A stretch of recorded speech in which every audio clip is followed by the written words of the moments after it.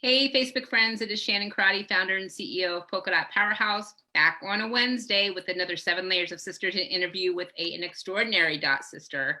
And today is certainly no exception. We have the beautiful, the intelligent, the amazing dot sister, Tamira Hamilton. Tamira, thank you so much for being on today. Hi, and thank you. I'm really excited. I'm honored to be here. Like, this is really cool. No, you are. I'll tell you what, I'll tell you a little secret. I don't follow a ton of people on Facebook just because the feed gets crazy. But when I see one of your posts come up, it's like, wait, what's going on? I just need to hold everything. What is she saying today? Because you are such an influencer, especially for me. I'm like, because you always, and we'll talk about this later, but you always tell it like it is. You always tell it with such grace and beauty. I just love that. I love that about you. Thank you. Thank you.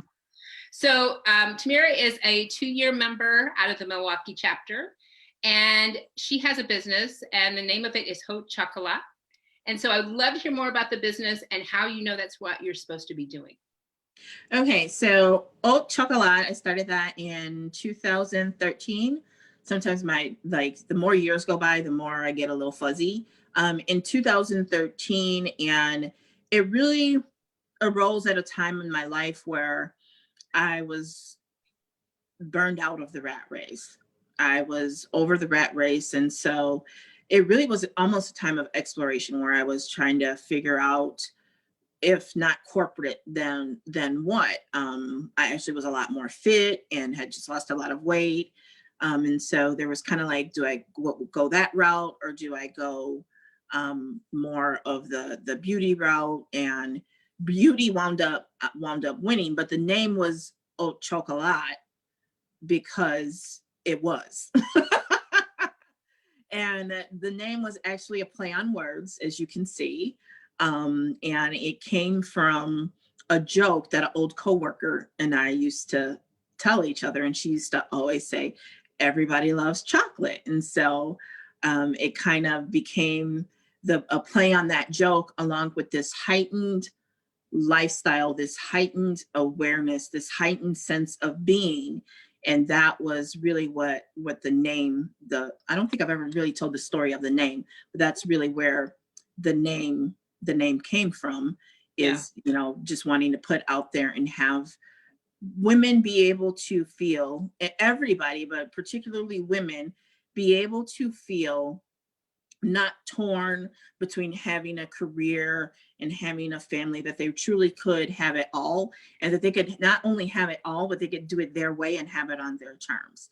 And that's really what the brand is about. And, I don't know if you want me to go right into the question of how do you know that's what you're supposed to be doing.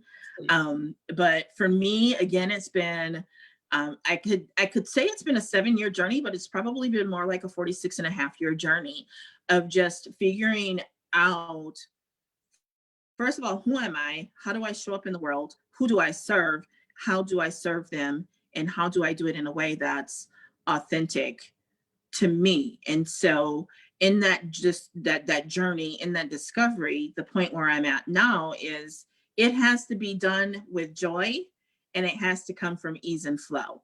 And if it meets those 3 criteria, then it's what I'm supposed to be doing. So my business is multifaceted. I work with small and local business owners on increasing their online presence and their online sales. I work with coaching clients from all kinds of businesses, including network marketing and direct sales. I also have a love and passion for beauty. So I share my love and passion for beauty, and I monetize as much of and everything that is related to me as possible. So that's a lot. And there are people and there are coaches who will tell you that that's too much. You need to just focus on one. And I am a coach, and I do believe in niching down, but all of those things are my niche because all of those things are authentically me. So how do I know what I'm supposed to be doing? Whatever in that moment feels like it's joy, ease, and flow. Love that. It's super simple. I'm not saying it's easy, but it's simple, right? Mm-hmm. If you make your filter that things go through simple, it creates a lot of, it eliminates a lot of the overthink, I think. Absolutely. And then there are times where I used to feel torn. Like I really feel excited and inspired by the makeup and the beauty right now, but I really should be talking about marketing. And now I allow myself, wherever the inspiration leads me is where I go. So it's not that I neglect my clients for makeup or beauty. If I have clients, those are always going to come first, and I do always have clients, but I mean, like, there are times when my client workload is really, really heavy. So I don't necessarily get to follow the joy, ease, and flow, but I have to figure out how to make sure that I have joy, ease, and flow with what I'm doing for clients. And so that might mean calling in help and getting, going to Fiverr or somewhere and having someone help me, or finding ways to put automation in place so that when I'm working with clients, it's not robbing me of joy, ease, and flow, that I'm finding a way to make things flow effortlessly, seamlessly. And because if there's no joy in it, it's going to reflect in my work and the client's not going to be satisfied. Oh man, I hope everybody's listening. I hope everybody's listening, because did you know this from very early on? Has this been a process as you've been going, that you made this such a simple process to determine if it's right for you or not? I mean, how many people spend their whole lives trying to get down to what you just said? Well, remember I said it, I can't even say it's been a 7-year journey. It's been a 46-year journey. And looking back, it was part of my struggle with corporate America, right? I knew what brought me joy, ease, and flow, but I also knew what the career track was as well, and where the money was, because I always follow the money, right? Back then, I followed the money more so than ease, joy, and flow. And so it definitely has been a process, and I've had to do a lot of inner work, especially in the last 2 years. Yeah. A lot of inner work and courses and working with various coaches, because even as I transitioned from being partnered with one company to really focusing solely on my marketing for a good 18, 24 months, I still was working with coaches, and it was nothing that they did or said, but it was very similar to when I left corporate America. Corporate America for years had told me what to do, when, how to even dress, and when to show up. And I still felt beholden to that I had to follow that routine. I had to follow that structure, but it was breaking me. It was burning me out. It was killing me, literally.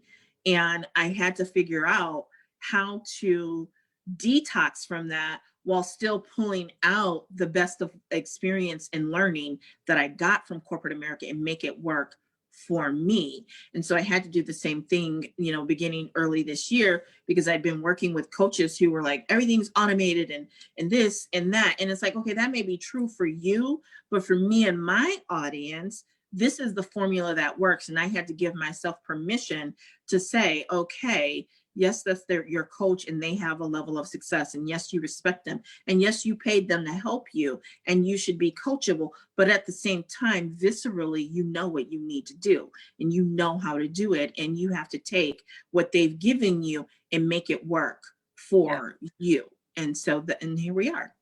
Right. Yeah. Because there is no coaching program that's going to fit everyone and everything that they say. It works for them. Take what you can take from that and through your own filter and see if it works. Yeah, and here I was telling my students and clients that, but I wasn't doing it. And so I had to Isn't that always the case? For a second and listen to myself and say, what are you doing? And it took a really great coach that I work with, and in her courses, and listening to her, to be like, you've known this. It was like Dorothy on the Yellow Brick Road. You've known this all along. Just click your heels 3 times. Right? How simple is that? Yeah. So how do you think, I love that. And I love how you have nailed it down for you. And I think in this world, number one, joy, ease, and flow is an amazing example to live by. I'm sure there's times it's still hard. So for everybody out there, just because sometimes it's difficult doesn't mean it's not joy, ease, and flow, right? I think that's, do you gauge that? Like, is that where I'm at most of the time with things? Because we all going through the struggle bus a little bit in 2020. Is that how you gauge if it's like 80% joy, ease, and flow? I just go with what I feel at that moment. I've really learned to take a pause and quiet everything. And my number one question is, what do you want? And I'm going to tell you, Shannon, I struggled with this I avoided it, first of all, before I could even struggle with it. I avoided with the question of what do I want? And I know that sounds crazy coming from me of all people. But when I really sat down and asked myself, what do I want? I avoided the question, because in the beginning, 2013, it was, I didn't want a boss. And so that drove me. And then I got rid of a boss the summer of 2015. Then after my grandson was born, it was, I want to be with my grandson during the day. I want to devote my time to being with him. And once I achieved that, and I achieved what I had, you know, the goals, big, hairy, lofty goals I had for being partnered with that company, I was lost for a while because I didn't know what I wanted beyond that. And, you know, as an African-American woman, we face that as well, because our families teach us, get a good education, get a good job. And then it's like, okay, but what about after that? Right. And your life is over. Right. I know, you know, nobody laid that vision out for me. I hadn't laid that vision out for myself for what about after that? So that's something that I'm continually asking myself, what do I want right now? Right. And I know that sounds weird, because it should also be, what do you need? But I truly believe if I focus on what I want and what brings me joy, what I need is going to be taken care of. And so that's really, it's not really about a percentage. It's about, what do I want and how am I going to get there? Right. Because the other thing I had to do is I had to learn to give myself permission to not know how I was going to get there or how I was going to get it. My job was to just say, I want it, and then follow the divine inspired action to go get it and make it come to life. I don't know about the rest of you. I just am taking some notes here. That's a great thing. Well, when you're on the struggle bus this year, what do I want? Right. I posted something on my Facebook yesterday. It was just like, you know, like a pretty meme, but world is constantly telling you what to focus on and what you need to worry about, what you need to do. And it's your job to yank your hand back and say, no. Absolutely. I decide. Absolutely. I have friends, and one in particular, who will call me, and I will call her too when I have like a ooh, right? When we kind of call each other and kind of inspire each other. But there are times when she calls and it's like, okay, yeah, but that's great for you. I'm not holding space for that right now. Right. Yeah. That's not where my energy bus is going right now, because I was doing too much of that. I was absorbing too much of, oh, so-and-so is having great success with TikTok, so I can't miss out. FOMO, right? We've all been conditioned to FOMO. Earthly things. Yeah. And it's like, nope. You know, if she finds massive success in whatever you're doing doesn't, that still just wasn't your journey and where you're supposed to be right now, because it just doesn't bring me joy and it doesn't come from ease and flow. Right. I love that, because I personally believe one of the greatest factors of success, professionally and personally, is that ability to focus and create that boundary for what is important to you at that time. So I love that you said that. I took some notes, but that is absolutely what I believe too. So tell me how you think sisterhood factors into your success and your happiness. Sisterhood factors into my success and happiness in a much bigger way than I think I ever knew. And I think 2020 has definitely illuminated that for me, because we all know I'm the poster child for introvert, right? And I want people to understand what introvert means for me. Introvert means for me is I need quiet time. I need time to recharge to myself. Introvert for me means when I'm in a room full of other people, I'm constantly absorbing their energy. And so I have to have boundaries. It's very important for me to have boundaries, because I have had to learn to observe other people's energy and not absorb it. One of the key things that I'm recently discovering about me being an introvert is that it means there are lots of conversations going on in my head all day, right? So quiet time doesn't mean that my brain is quiet. So I've had to learn how to take those conversations that are in my head, make them into content, make them into money, make them into whatever. And so where sisterhood plays into all of that is, even though that's who I am as an introvert, I still need that external stimulus. I still need that external hug.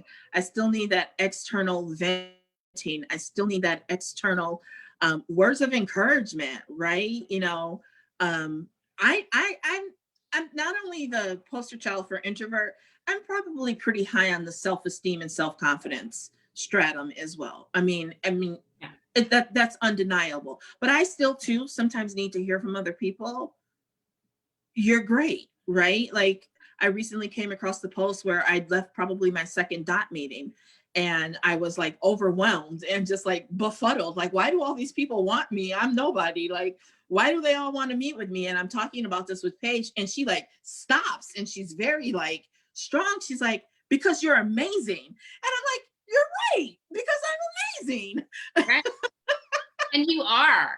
And, you know, again, I think part of that, I love how you described introvert. I'm an ambivert. I'm equal parts, you know, I'm equal, but I know what the way you describe the introvert is perfect.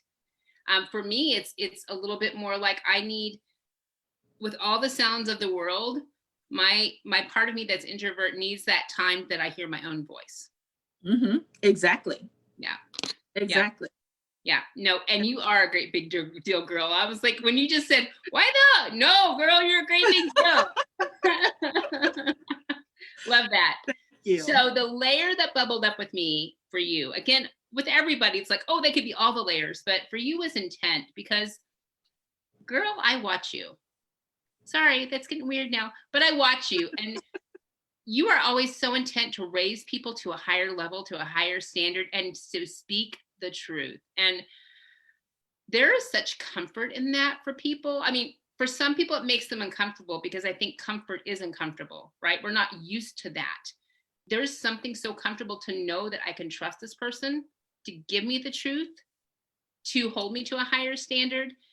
And I love that about you. Why do you think intent and that intent to raise people higher is reflective of you? I do. I think it's just at the core of who I am. It's how I was raised.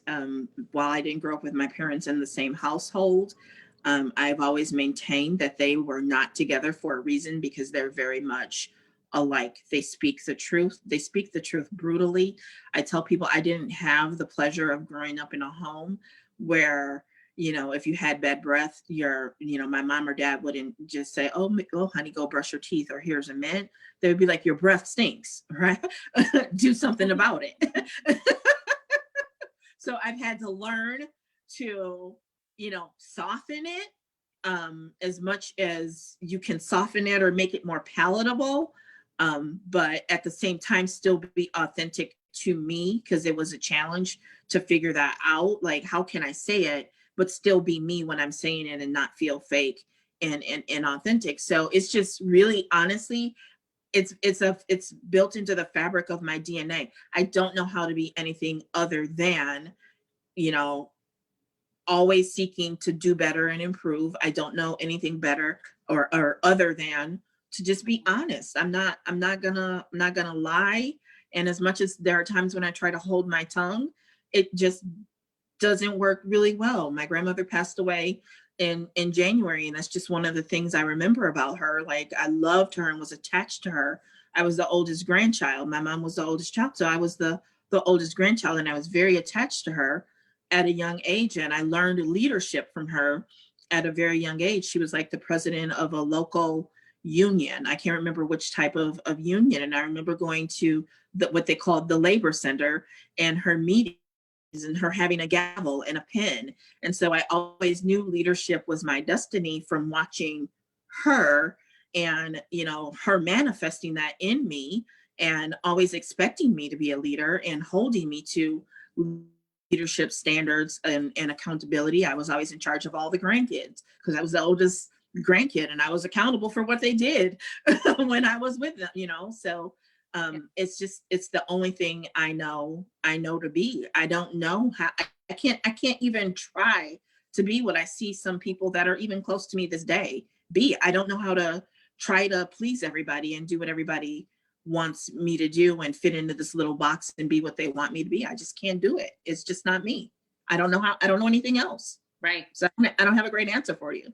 No, it's great. And what you said about softening it, what I see it as is that you package it in grace so people can absorb it as opposed to automatically deflecting it. Well, thank you. Great. So I can write that down. What's that? I'm I sorry. need this recording so I can write that down. Oh, you can pull it off. That was amazing. You package it in gray so people can absorb it, because even if it feels uncomfortable, you package it in a way that I can absorb and think about it, as opposed to just getting defensive or deflective or whatever. I'm very aware of that. I'm very aware of that. And I think a lot of it has to do with the way that I've been handled in my life. Mm-hmm. I mean, I don't want to get super political or anything, but, and I don't consider myself a feminist, but it's by white men in particular, by Black men in particular, the way that I've been handled, even my father, there were times where, and I think he's learned where he could have packaged things a little differently, but because he saw me as strong and a reflection of him, he delivered it in a way that he would deliver it to even another man. And it's like, I'm not a man though, so you can't deliver it to me. Yeah, you got to know your audience, baby. You got to. Right. Right. No, but I love the way you package it. I love the way you package it.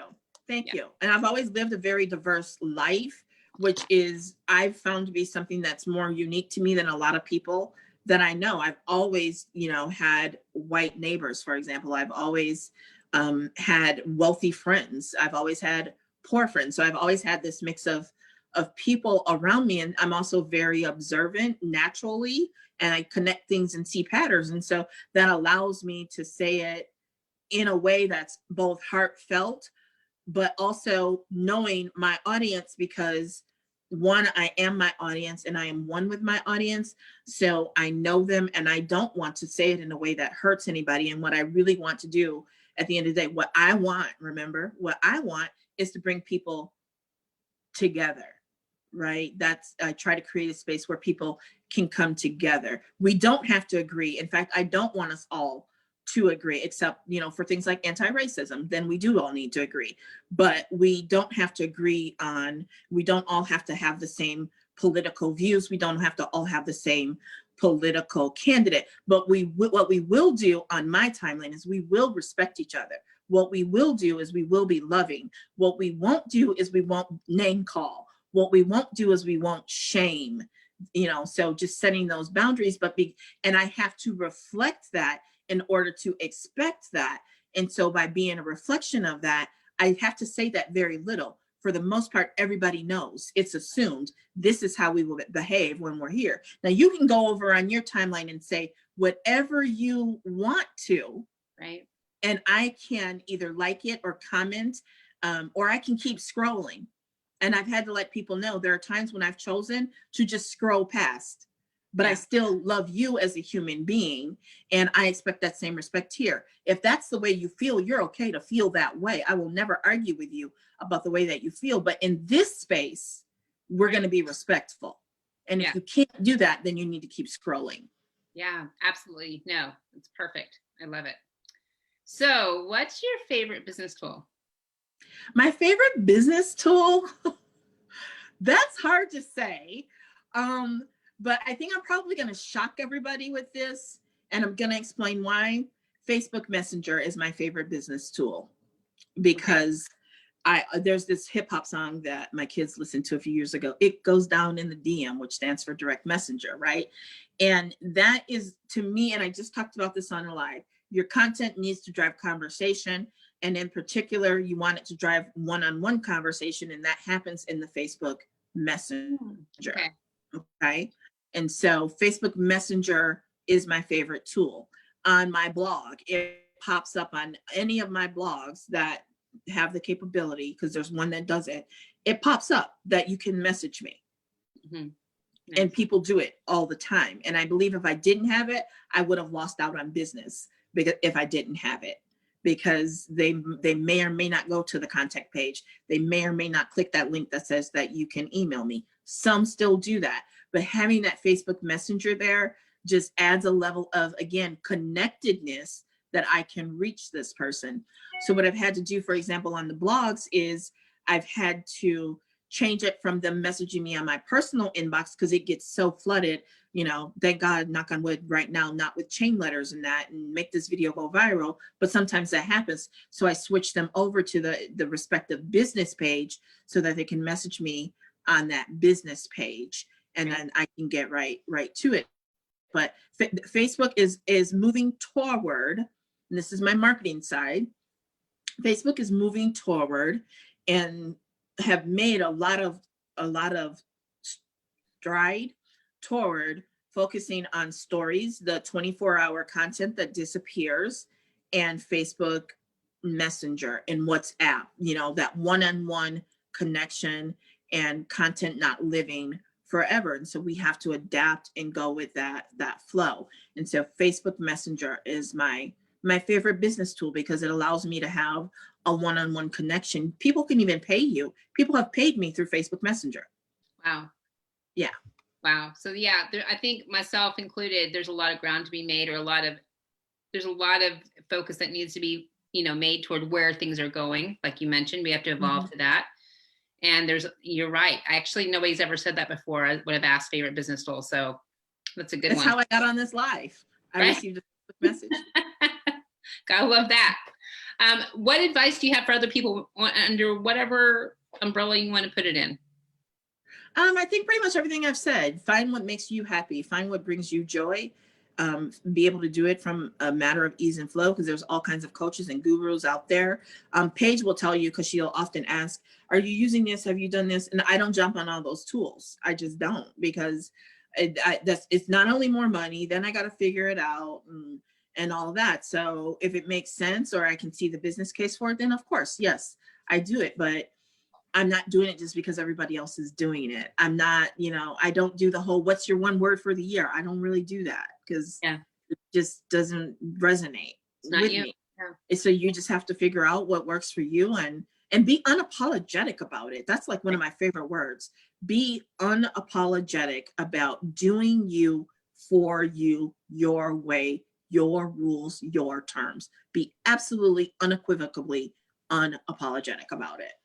I love that, because I do believe also too, the more that you do that and unapologetically be you and all the things that means, that is how you impact the world. When you get rid of all the other trash that's sitting around and all the noise that's going on, all the things, being you and putting it through your filter of your vision is how you greatly impact the world. And so, people spend a lot of time trying to avoid that, but that is how you get there. Yeah. Give yourself permission to be you, show up as you, connect with people as you. You don't have to create this whole persona. Just be you, right? There are things about some of my friends that drive me crazy about them, but then I have to sit back and I have to say, Tamira, why are you feeling that way? What's triggering this? And it's like, at the end of the day, that's just who they are, and they're your friends. So you got to love them because of it, not in spite of it. Right. Absolutely. And we'll have to go into this another time when our connect between you and I. But my backstory is, when we first started to explode in Polka Dot, I'm like Googling what's a founder supposed to say, and where are they supposed to wear, and where are they supposed to eat? Because it looked like they'd all gone to this special school that I hadn't gone to. And one of the things the dot community really taught me is, if you have the vision, you are the right person to do it. It's not to say you're going to be able to do all the parts, because we're not all geniuses in all areas. But there's nothing wrong with you. You don't need to be fixed. You need to be you. And you've been handed that vision for a reason. Absolutely. I love that. Yeah. Okay, girl. I know they're going to be like, I need some more of this goodness right here. How can I find you?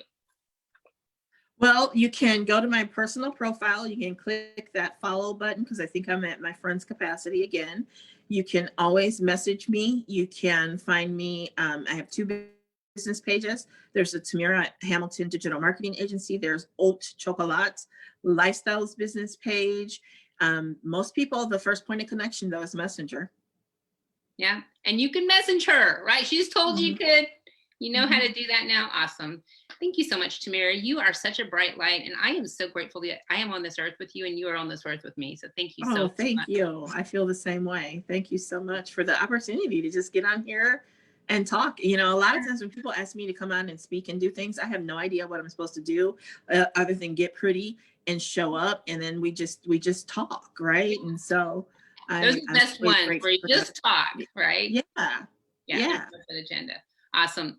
Well, friends, thank you so much. Have a great Wednesday. And remember to go do something good for you, and that helps the earth too, and all the people in it.